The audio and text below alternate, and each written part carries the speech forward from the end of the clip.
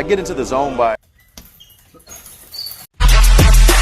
السلام عليكم أخيارتا كحران جانلكا صومالي MMA كسو دوادا فلانقينتا عيارها آدكا وكل داستين بويرا iyo Conor McGregor oo ka dhici doonto T-Mobile Arena oo ku taalo Las Vegas isla halkii uu ka dhacay dagaalkii koodii koowaad ciyaartan ama dagaalkan oo tirsigeedu yahay UFC 264 Boyra vs McGregor 3 ayaa waxaa lafaha iska garaaci doona labada dagaalyahan ee u kala dhashay dalka Ireland iyo dalka Mareykanka.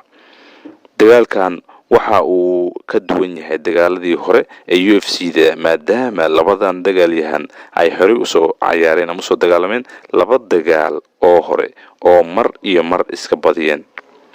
ciyaartan waxa xiisaha goonida ah u yeelayo daneeyaasha UFC-da daneeyaasha UFC-dana ay indhaha ugu hayaan ayaa waxay tahay in uu dagaalkan sameynayo laba micno oo kala duwan. waa midda koowaad lacalla hadduu reeyo ama guuleysto Conor McGregor waxay la micno tahay inuu dagaalkan noqday tusbax dabada ka furtay, balse hadduu raayo ama uu guuleysto Dustin inay la micno tahay in dagaalkan uu dhamaaday. si walbaba balance barbar dhigno labadan dagaalyahan awoodooda iyo tabtooda dagaalka. Conor haddaan ku bilowno rikoorkiisa guud ahaan dagaaladu soo galay waa 22 wuxuu reeyay 22 dagaal, wuxuu maartay laga reeyay 5 dagaal isbarbar dhacna wax ay isla galeen ma lahan. Conor wuxuu aad ugu dheereeyaa laadka isdaxurinta awoodda indhacdayska ku dagaalanka lowga ama jilibka iyo xawaara tuurka feerta iyo xusulada tooska ah ee karatayga. sidoo kale Conor wuxuu aad ugu xun yahay dagaalka jiifka ama dagaalka dhulka, boxingka guud iyo adkaysi yarida wixii ka dambeeya wareega saddexaad ama afraad.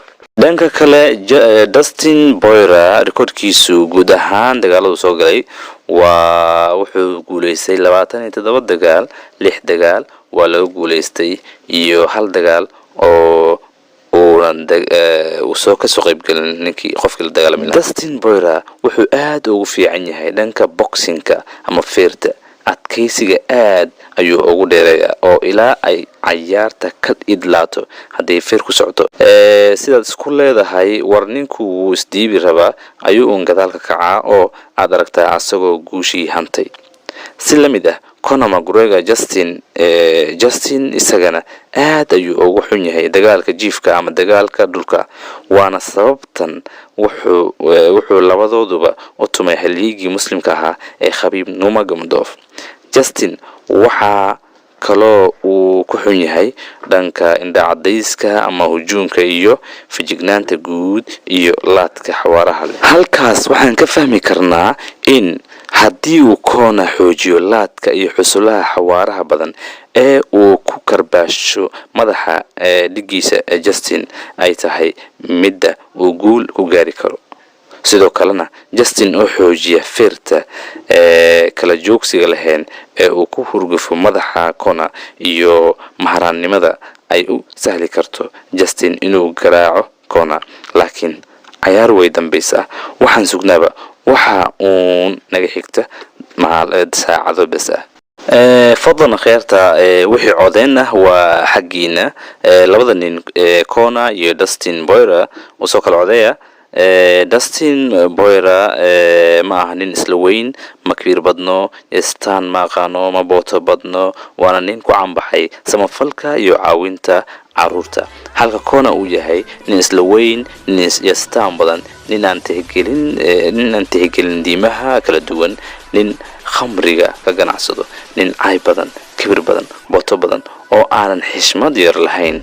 adiga waxaad taageeri kartaa qofkaad rabto, laakiin haddii aad rabto inaad kala codeyso labada nin Conor xarafka ka bilowda waa C, Justin waa J, ugu soo kala coday labada xaraf ee kala bilowdaan. ma sanadiin kusoo videogana like saara iyo subscribe ka iloobin. ma sanadiin.